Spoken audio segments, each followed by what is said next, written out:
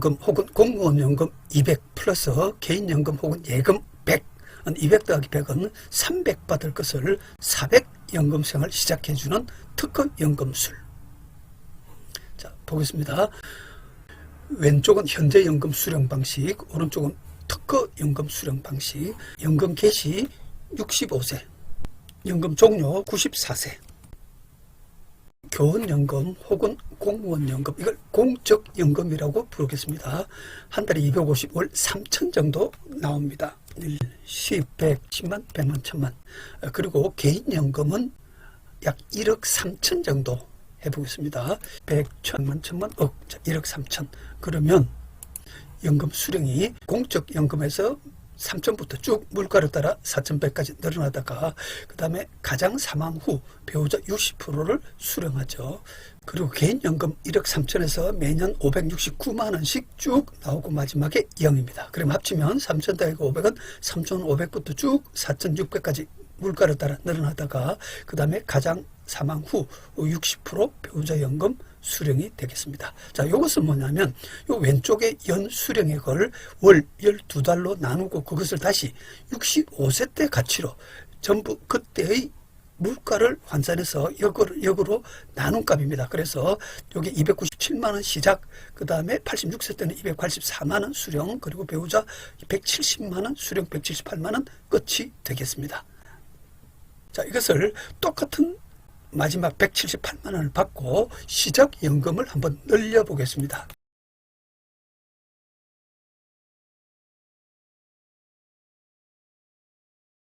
그래서 마지막을 178만 원 수령하는 거로 하고, 이것이 시작은 기존 방식으로 297만 원 시작, 178만 원 끝을 363만 원, 무려 66만 원, 22.3% 더 연금 수령하고 마지막은 178만 원 똑같죠. 그리고 배우자도 170만 원 수령 시작을 212만 원으로 42만 원 더 윤택한 배우자 생활 진입. 전체적으로 66만 원, 약 70만 원, 22% 윤택한 연금 생활 진입. 플러스 배우자도 안정된 연금 생활 진입이 가능해졌다. 자, 똑같은 공적연금 3천, 개인연금 1억 3천으로 어째서 여기선 시작 수령액이 늘릴 수 있었을까? 그것은 여기 보시면 기존이 65세 때 297만 원 대비 86세 때 무려 21년이 지난 거의 가장 사망 직전에 통장에 들어오는 게 284만 원. 그래서 여기 보면 86세 나누기 65세 생활비 284 나누기 297원, 무려 95.7%. 즉 86세 때 생활비가 65세 때 생활비 96% 생활비 비율을 차지한다는 것은 사실 무리죠. 86세 때 되면 거의 가장 같은 경우는 사망에 가까워져서 나다니고 쓰고 싶어도 쓰고 나다닐 힘이 없을 것입니다. 그래서 97% 정도 이미 통장에 생활비를 쓰라고 들어와 있는 것은 매년 물가를 따라 불려준 공적연금 덕분에 통장에는 가득 들어왔지만 분명히 이 수령액은 제대로 쓰이지 못하고 많이 비효율적으로 소진될 것입니다. 그래서 그것을 여기 보시면 280을 210, 여기는 좀 낮추고 나머지 70만 원을 위로 290을 360으로 위로 올리고 또 여기 일정 부분 계속 세임세보다 많이 축적될 부분들을 또 배우자 수령액으로 이월시켜서 전체적으로 이 속에 묻혀서 비효율적으로 소진될 뻔했던 부분들을 최고 효율로 찾아내서 처음 수령액을 올리고 배우자 수령액을 올리고 그렇게 해서 연금 효율을 올린 결과라 하겠습니다. 자, 두 번째로는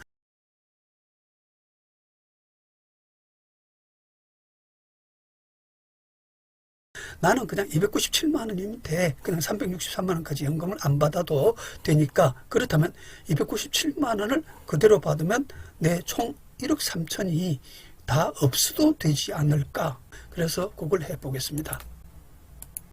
자, 이렇게 봤더니 여기 놀랄만한 현상이 보일 것입니다. 1억 3천, 아까 1억 3천 짜리에 여기 아까 1억 3천 짜리에 3,500만 원만, 그리고 발생 여유자금 있죠? 9,490만 원.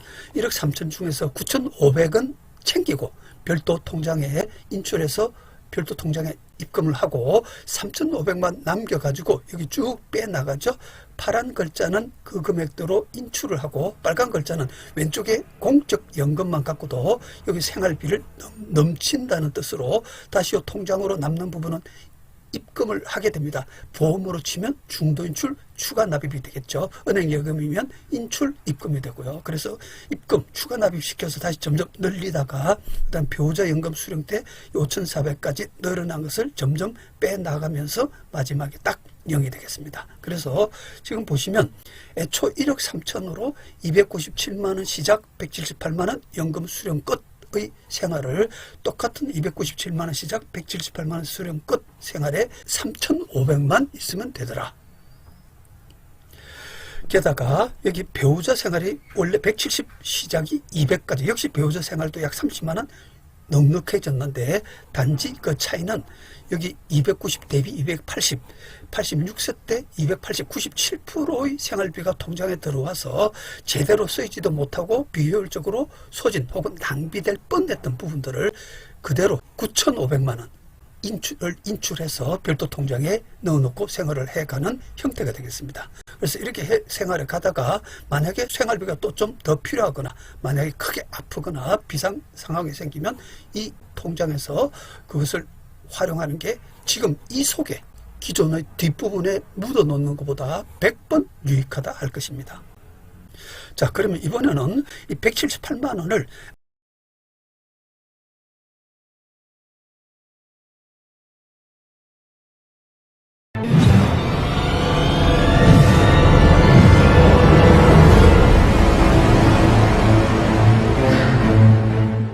만약에 배우자 혼자 한 150 정도면 될 것 같아 라고 한다면 한번 보겠습니다. 이것을 150까지 낮춰 보겠습니다. 100, 1000, 만, 10만, 100만.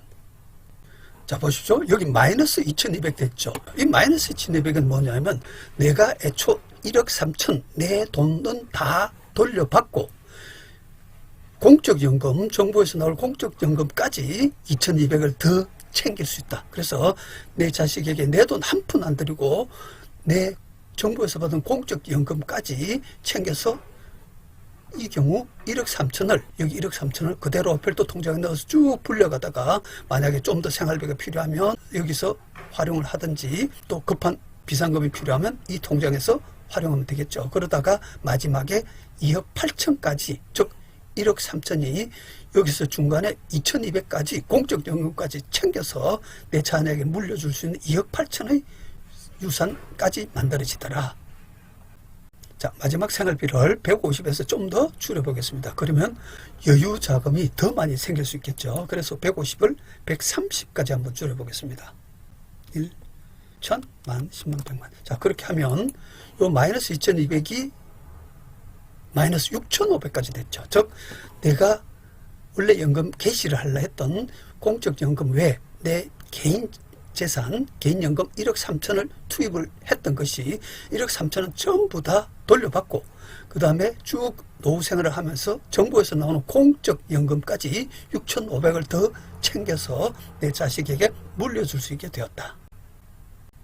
그래서 총 발생 여유 자금은 1억 9,500 그리고 이것이 쭉 그대로 굴러가게 되면 3억 5,600까지 불어나서 현금 자산을 내 자녀에게 물려줄 수 있게 되었다. 예를 들어서 130 이게 약간 빠듯하다 할지라도 130으로 계획을 잡으셔도 좋습니다. 왜냐하면 이 돈이 이대로 넘어와서 여기서부터 쭉 불려가다가 만약에 130이 생활비가 조금 부족하면 이 통장에서 또 보태서 생활을 하시면 되기 때문입니다. 자, 그래서 사실 이렇게 6,500이 더 여유자금이 생길 것처럼 애초 그냥 이렇게 공적연금만 갖고 연금 생활을 하는 것보다 개인연금을 1억 정도 이상 준비를 하셔가지고 아까 보셨듯이 내 개인연금 투입했던 것은 그대로 다 돌려받으면서 요 뒷부분에 비축될 공적연금까지 찾아먹을 수 있도록 공적연금으로 생활을 시작하시는 분 개인연금까지 일부 준비를 하셔서 같이 연금생활 시작하시기를 적극 권합니다. 자, 그러면 이번에는 그냥 연금을 계속 더 많이 받는 걸로 해보겠습니다. 자, 이게 아까 290 시작할 뻔했던 것을 360 22.3% 연금 수령액을 늘린 형태죠. 여기서 마지막을 170보다 한 150 정도, 마지막 생활비를 좀 더 줄일 수 있겠다. 그러면 마지막을 좀 더 줄이게 되니까 그 남는 부분만큼 시작 연금액이 또 올라갈 수 있겠죠. 그래서 한번 해보도록 하겠습니다. 150만 원을 마지막에 소비한다고 하면, 이 경우 무려 410만 원까지 올라갔죠. 좀 전에 360에서 또다시 한 50만 원 올라가서 마지막은 150 정도면 될 거야 라고 생각했던 대로 원래 290, 170 생활할 거를 410, 150 시작이 38.2%, 약 40% 윤택한 연금생활 진입 플러스 내 공적연금 플러스 개인연금의 모든 연금 재원을 아주 완벽하게 최고 효율로 소진시킬 수 있게 되었다. 하겠습니다. 178만 원 생활비 쓸 거 94세 때 150 정도면 또 무난할 것 같지도 않습니까? 요걸 한 번 더 좀 줄여보겠습니다. 아까 130까지 1, 10, 만, 10만, 100만. 자, 130까지 줄이니까 시작이 요게 297만 원 시작하던 게 450, 무려 51% 윤택한 연금생활 진입이 가능해졌죠. 자, 그런데 이제 여기서 하나 잠깐 주목하실 것은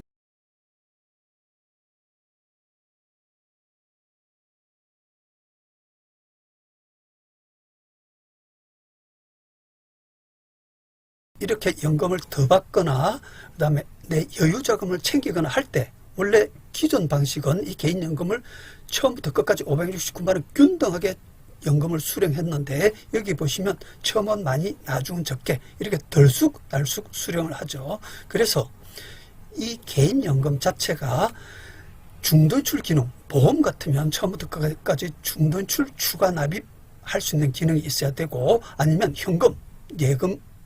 현금으로 이 생활을 할 수 있게 되겠죠. 그런데 은행에 예금을 넣어놓고 이렇게 덜쑥날쑥 인출했다가 입금했다가 할 것 같으면 그것은 금리가 별로 안 되니까 중도출 기능이 있는 연금성 보험을 활용하면 그 금리 자체도 높고 또 요 덜쑥날쑥한 중도출 추가납입 기능도 완벽하게 수행할 수 있기 때문에 우리 고객께서 내가 가지고 있는 개인연금성 보험이 우선 첫째로 이런 중도출 기능이 있는지, 만약 중도출 기능이 없다면 여기서 1도 빼낼 수가 없습니다. 1도 연금 효율을 올릴 수가 없고 1도 빼낼 수가 없습니다.